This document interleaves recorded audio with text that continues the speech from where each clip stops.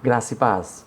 Bem-vindos ao canal Ensino e Palestra. Meu nome é Alex Paulo e o objetivo deste canal é promover o estudo sistemático da Palavra de Deus. Quero convidar a você que ainda não é inscrito para inscrever-se no nosso canal. Você que já é inscrito, muito obrigado pela sua cordialidade. Quero convidar você também para assistir os vídeos. Quero convidar você para dar um like nos vídeos, dar um gostei, dar um certinho nos vídeos, para você comentar também, porque é muito importante essa interatividade. É a partir daí que nós construímos o nosso trabalho. Nós estamos reiniciando o nosso trabalho. Tínhamos um outro canal, mas tivemos um problema na conta e agora nós temos este novo canal que está engatinhando, que está começando agora, e muito obrigado a você que já está aderindo a ele. Nós agora temos uma conta exclusiva para o canal, que é para não termos mais qualquer problema e podermos fazer a obra de Deus da melhor maneira possível. Muito obrigado então a você que está conosco e seja muito bem-vindo ao Ensino e Palestra.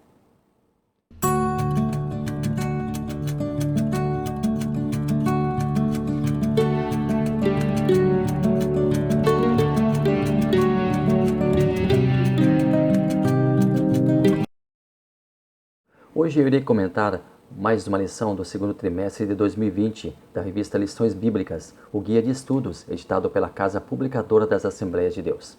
O tema deste trimestre é a Igreja eleita, redimida pelo sangue de Cristo e selada com o Espírito Santo da promessa. O comentarista é o pastor Douglas Batista. Vamos aqui recuperar um pouquinho, rememorar o nosso comentarista e o seu currículo. Ele é pastor presidente da Assembleia de Deus da Missão do Distrito Federal, também é doutor em Teologia Sistemática, é mestre em Teologia do Novo Testamento, mestre em Ciências das Religiões, pós-graduado em Docência do Ensino Superior, licenciado em Educação Religiosa, licenciado em Filosofia, também é presidente da Sociedade Brasileira de Teologia Cristã Evangélica. Pastor Douglas é presidente do Conselho de Educação e Cultura da CGADB e presidente da Ordem dos Capelões Evangélicos do Brasil. Ele está comentando o segundo trimestre de 2020. Vamos então abordar mais uma lição deste abençoado trimestre. Fazendo aqui uma ressalva, não sei se você já está sabendo, a CPAD emitiu um comunicado e neste comunicado ela informa que está fazendo algumas alterações devido a esta pandemia que está abatendo o mundo todo. A CPAD está orientando as EBDs de todo o Brasil a repetirem no terceiro trimestre as mesmas lições deste segundo trimestre. A CPAD ainda oferece uma alternativa, o estudo das lições do discipulado no terceiro trimestre de 2020. E agora eu quero contar com a sua opinião, eu quero contar com o seu comentário. Ali no espaço dedicado aos comentários, diga o que você acha. Você acha interessante nós repetirmos no terceiro trimestre as mesmas lições do segundo trimestre? Ou você acha interessante nós estudarmos as lições do discipulado que a CPAD também publica? Ou você ainda acha melhor estudar lições anteriores, não tão recentes, mas anteriores de outros anos talvez, com seus alunos? Gostaria muito que você deixasse o seu comentário ali para que a gente possa abrir essa discussão aqui e fazer essa pesquisa interativa. Conto então com a sua participação na nossa pesquisa. Vamos então à nossa aula do dia de hoje. Como na lição passada, eu gostaria de fazer um apanhado da nossa leitura bíblica em classe. E em cima da leitura bíblica em classe, nós tecermos alguns comentários. Mas nós queremos informar quais são os tópicos e subtópicos para a lição número 6. Primeiro tópico, chamados incircuncisão. Primeiro subtópico, o conceito de circuncisão. Segundo subtópico, o significado religioso da circuncisão. Terceiro subtópico, a circuncisão do coração. Quarto subtópico, a circuncisão na nova aliança. Segundo tópico, estranhos ao conceito da promessa. Primeiro subtópico, uma vida sem Cristo. Segundo subtópico, separados da comunidade de Israel. Terceiro subtópico, alienados aos pactos das promessas. Terceiro tópico, sem esperança e sem Deus. Primeiro subtópico, desprovidos de esperança. Segundo subtópico, sem Deus no mundo. Estes, então, são os tópicos e subtópicos que a nossa lição aborda. Vamos iniciar, então, o efetivo estudo da lição número 6, a condição dos gentios sem Deus. A nossa leitura bíblica em classe está na carta de Paulo aos Efésios, capítulo 2, versículos 11 ao 14. Éreis gentios. O que significa a expressão gentil? Façamos uma distinção entre gentil, com L, e gentio, com O, segundo o dicionário. Gentil, com L, é uma pessoa afável, de fino trato. Gentio, com O, é aquela pessoa que professa o paganismo, uma pessoa idólatra. Apurando mais a definição, consultemos o dicionário bíblico Wycliffe para nos ajudar na definição de gentio. É uma palavra que foi aplicada a todas as nações não judaicas, sem necessariamente refletir qualquer antipatia, ao contrário do termo pagão, que reflete uma forte antipatia. Agora, uma definição de pagão, segundo o dicionário Preoberan, da língua portuguesa. É um adjetivo e substantivo masculino. Diz-se em geral de toda religião que não é monoteísta ou que não adota o batismo. Idólatra também é um sinônimo de pagão. Paganismo. Erroneamente temos ouvido a expressão fulano de tal é pagão, porque não crê em nada. Na verdade, os pagãos criam em deuses, não apenas em um deus, mas em vários deles. Uma outra característica que o dicionário nos mostra é que os pagãos não creem no sentido do batismo. Algo também muito interessante é o relacionamento dos pagãos para com seus deuses. Quase que invariavelmente, eles não tinham um relacionamento de filiação para com seus deuses. Os deuses não eram paternos, pelo contrário. Os deuses exigiam adoração e sacrifício para aplacar sua ira, muitas vezes sacrifício humano. O relacionamento entre esses deuses e seus adoradores era de pavor e medo, muito diferente do relacionamento paternal que Deus Jeová adotava em relação à nação de Israel. Os judeus tinham Deus como pai, sabiam que ele era exigente e justo, mas nunca o viam como um ser irado e perverso. Definição de paganismo, segundo a Wikipédia, a enciclopédia livre, que nós encontramos na internet. Paganismo do latim paganus, que significa camponês, rústico, é um termo geral, normalmente usado para se referir a tradições religiosas politeístas. O que é uma religião politeísta? É aquela que tem vários deuses. O cristianismo é uma religião monoteísta, porque tem um único Deus. Uma outra coisa interessante, nós estamos falando em Deus, deuses. Deus, o nosso Deus, ele deve ser escrito com a letra inicial maiúscula, D maiúsculo. Eu tenho, infelizmente, visto em muitas postagens do Facebook pessoas grafando Deus, nosso Deus, o verdadeiro Deus, com letra minúscula. Isto é errado. Deus é um nome próprio, então deve ter a inicial maiúscula. E ele é o verdadeiro Deus. Na Bíblia, muitas vezes aparece a expressão deuses, e aí você vê que é letra minúscula. Ou Deus, que é um Deus pagão, é um Deus de religiões politeístas, por exemplo, também grafadas com D minúsculo. Somente Deus, o nosso Deus, o Deus verdadeiro na Bíblia é grafado com letra maiúscula, com D maiúsculo. Então, quando você for escrever a palavra Deus, referindo-se ao nosso Deus, escreva com letra maiúscula. Cuide bem isso. Isso faz muita diferença. Mostra que nós estamos atentos à gramática, nós estamos atentos às regras gramaticais, mas, sobretudo, nós estamos em respeito ao nosso Deus. Por isso, sempre escrever Deus com letra maiúscula. Ramificações do paganismo. A antropologia utiliza classificações mais claras, definindo as religiões pagãs como, por exemplo, xamanismo, religiões que envolvem estados alterados de consciência a fim de acessar o mundo espiritual e obter divinação ou cura. Politeísmo, religiões que adotam mais de uma divindade. No politeísmo, cada entidade adorada apresenta características específicas e exerce influência sobre um aspecto da vida. Panteísmo. Diferente do politeísmo, as crenças panteístas consideram que não existe distinção entre Deus e a natureza. No panteísmo, Deus é composto por tudo o que existe no universo.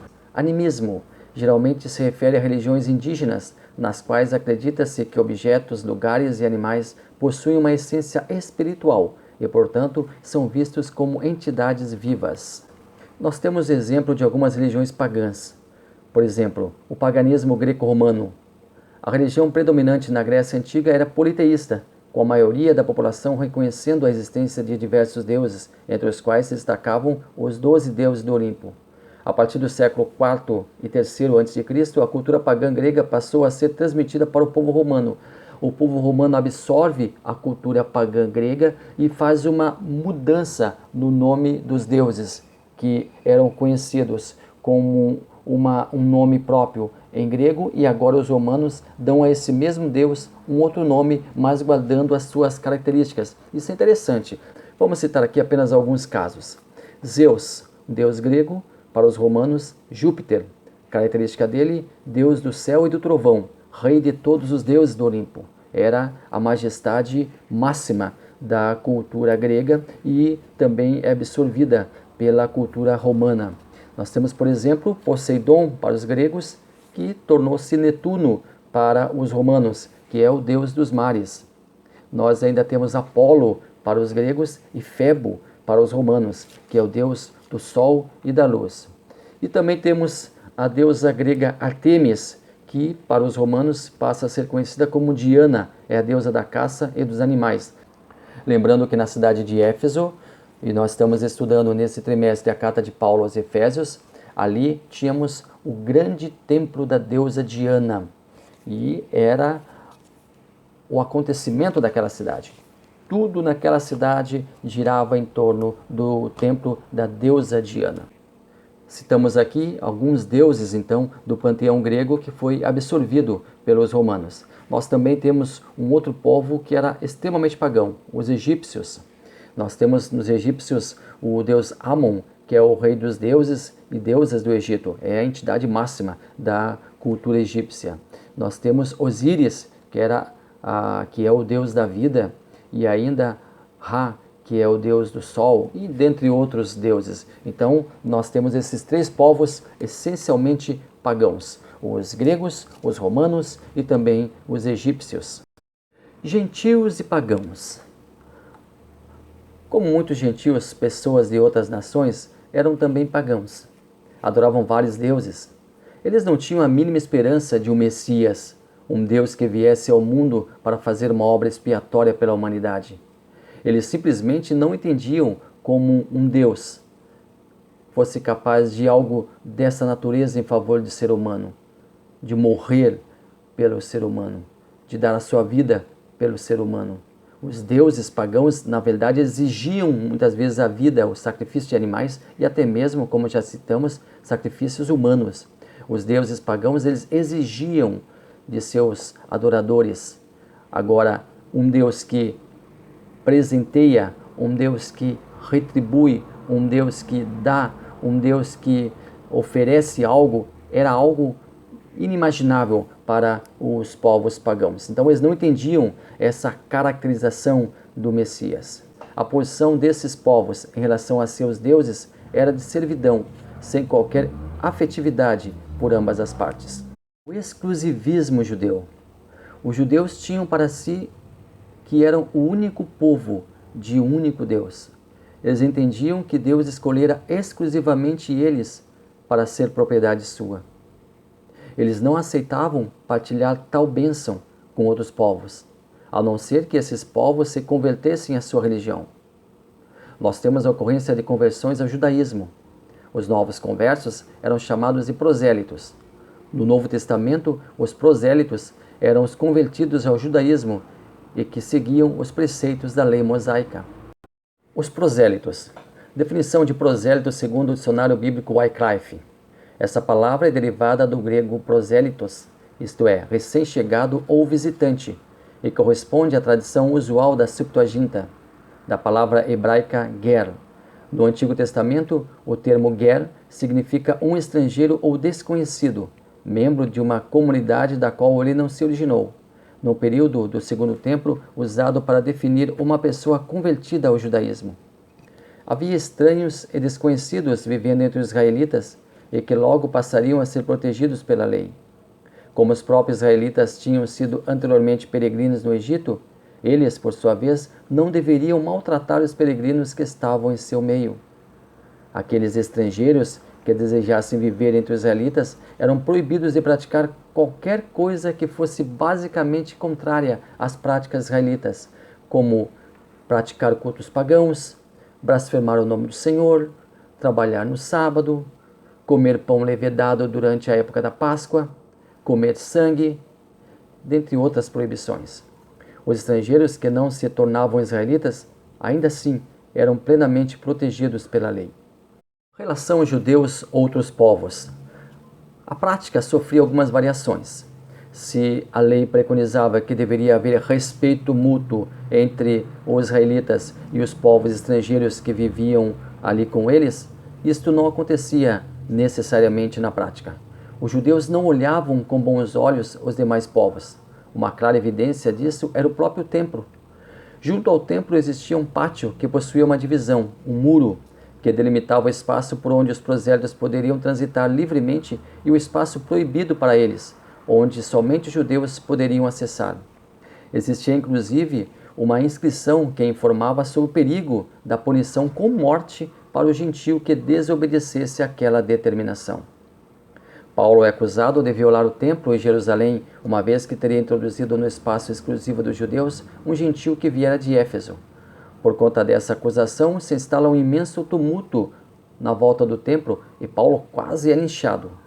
Paulo jamais cometeu tal ato, pois sabia que era uma profanação contra o templo. Ele era muito zeloso e respeitoso para com os assuntos sagrados e jamais faria isso. Porém, os inimigos de Paulo criaram um factoide, ou seja, um fato que não existia, para deliberadamente tentar matar Paulo, que era o grande desafeto das lideranças judaicas, e era considerado por eles como um grande traidor da causa judaica. Vale lembrar que Paulo era judeu e era extremamente rigoroso na conduta judaica, era extremamente rigoroso na conduta e respeito às leis judaicas, e encontra-se com Jesus no caminho de Damasco e torna-se o maior expoente do cristianismo dentro do Novo Testamento, claro, excetuando a pessoa do próprio Jesus Cristo.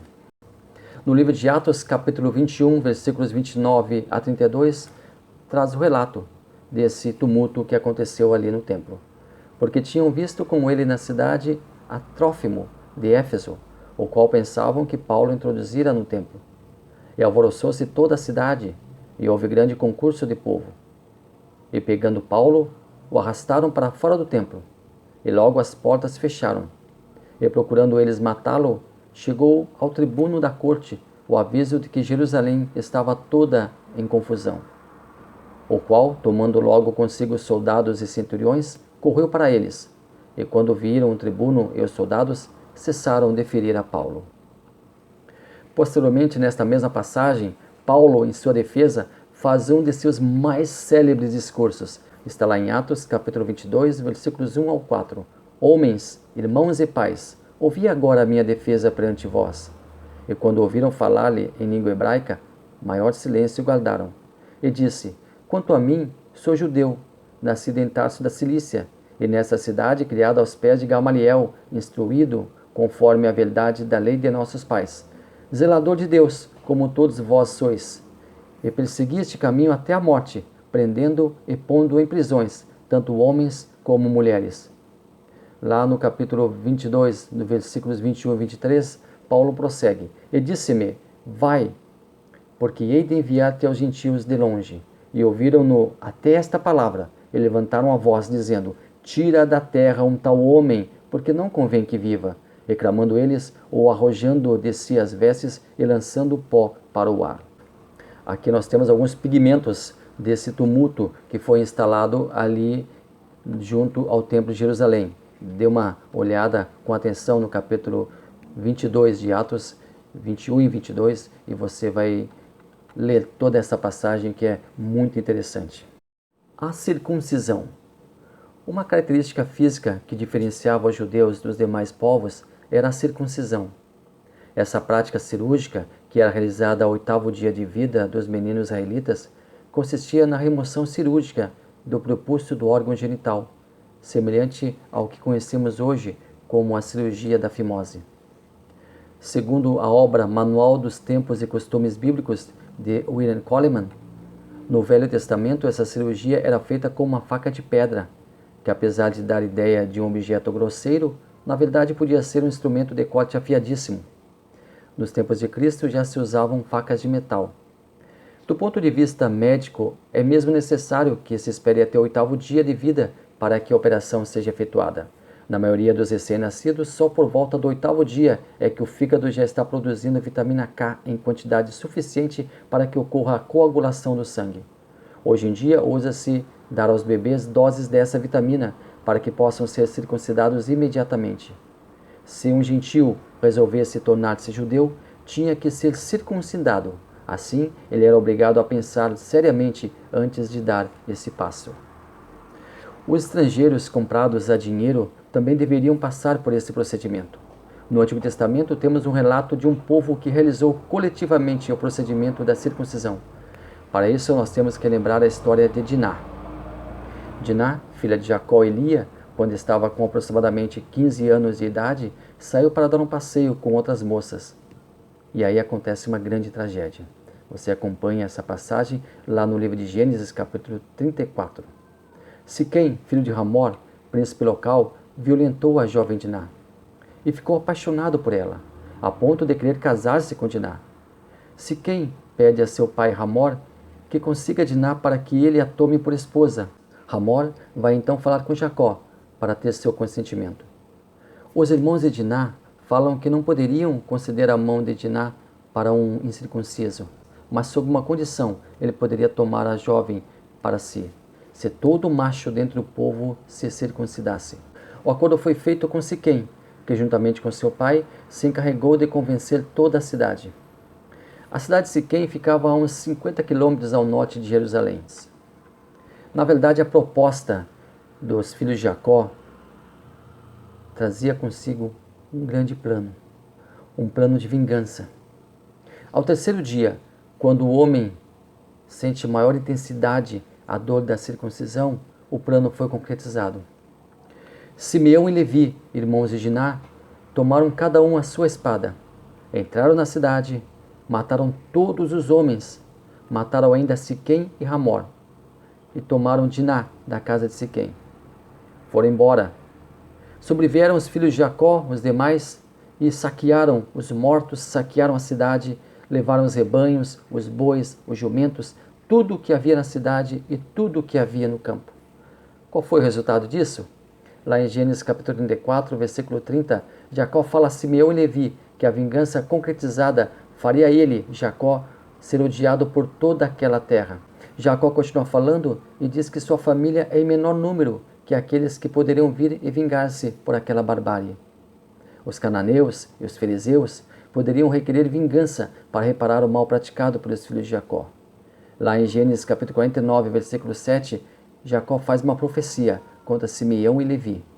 Os descendentes de Simeão e Levi ficariam espalhados por Canaã e não conseguiriam estabelecer tribos independentes. Timóteo e a circuncisão. Timóteo, fiel discípulo do apóstolo Paulo, era filho de pai grego e mãe judia. Segundo a história, por objeção do pai, ele não foi circuncidado quando criança. Paulo, querendo tê-lo como cooperador em sua viagem missionária, achou por bem que ele próprio circuncidasse a Timóteo, evitando assim a contrariedade dos judeus que o acusariam de estar trabalhando na companhia de um incircunciso. O mesmo não se aplicou a outro discípulo chegado de Paulo, Tito. Paulo recusa circuncidá-lo, dizendo que tal seria desnecessário. Tito e a circuncisão. Os judeus cristãos de Jerusalém insistiam para que Tito fosse circuncidado. Porém, Paulo não quis circuncidá-lo e se manteve firme em sua convicção, a ponto de Tito ter sido aceito como cristão, mesmo sem passar pelo processo da circuncisão. Mas essa foi uma exceção à regra. Paulo, porém, usou esse caso isolado em defesa quando a controvérsia judaizante atingiu o clímax. A circuncisão e o concílio de Jerusalém. Alguns levantavam a seguinte questão: para o gentio tornar-se cristão, primeiro teria que tornar-se judeu, e para isso deveria obrigatoriamente circuncidar-se. Lá em Atos capítulo 15, versículo 1, nós temos a seguinte passagem: então alguns que tinham descido da Judeia ensinavam assim os irmãos: se não vos circuncidardes conforme o uso de Moisés, não podeis salvar-vos. Esse pensamento gerou uma polêmica sem precedente. Era um assunto que merecia uma atenção especial. Os apóstolos então convocaram uma grande reunião. hoje nós chamaríamos de um congresso, uma assembleia para discutir a questão. Paulo e Barnabé também foram convocados para participar dessa grande reunião. Na verdade, Paulo estava no centro da discussão, pois ele era acusado de promover a conversão de gentios ao cristianismo sem a necessidade de circuncidar-se. Os homens convertidos não eram circuncidados por Paulo. Paulo então faz um de seus memoráveis discursos, mais uma vez em sua defesa. Principal ponto do primeiro concílio ocorrido em Jerusalém: a necessidade ou não da circuncisão dos gentios que haviam se convertido ao cristianismo como requisito para a salvação. Houve um acalorado debate sobre o tema, verdadeiro embate entre os defensores da circuncisão e seus oponentes, dos quais destacava-se Paulo. Lá em Atos capítulo 15, versículo 7, diz assim: E havendo grande contenda, levantou-se Pedro e disse-lhes: Homens, irmãos, bem sabeis que já há muito tempo Deus nos elegeu dentre nós, para que os gentios ouvissem da minha boca a palavra do Evangelho e crescem. E a posição de Pedro sobre o assunto está lá em Atos capítulo 15, versículos 10 e 11. Agora, pois, por que tentais a Deus, pondo sobre a cerviz dos discípulos um jugo que nem nossos pais, nem nós podemos suportar? Mas cremos que seremos salvos pela graça do Senhor Jesus, como eles também. E a defesa de Paulo está no versículo 12. Então toda a multidão se calou e escutava a Barnabé e a Paulo, que contavam quão grandes sinais e prodígios Deus havia feito por meio deles entre os gentios.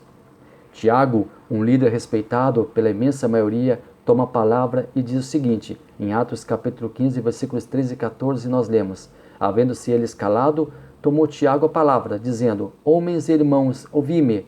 Simão relatou como primeiramente Deus visitou os gentios, para tomar deles um povo para o seu nome.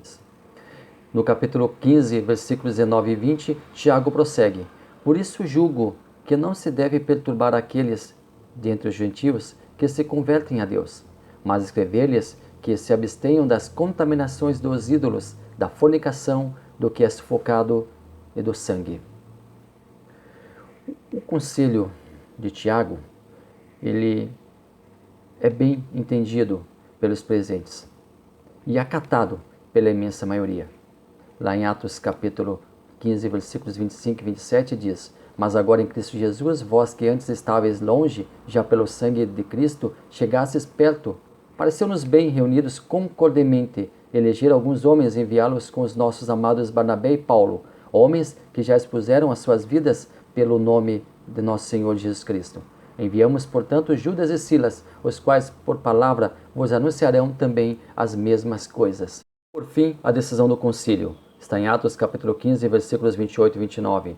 Na verdade, pareceu bem ao Espírito Santo e a nós não vos impor maior encargo algum, senão estas coisas necessárias, que vos abstenhais das coisas sacrificadas aos ídolos, do sangue e da carne sufocada, e da fornicação, das quais coisas bem fazeis, se vos guardardes, bem vos vá.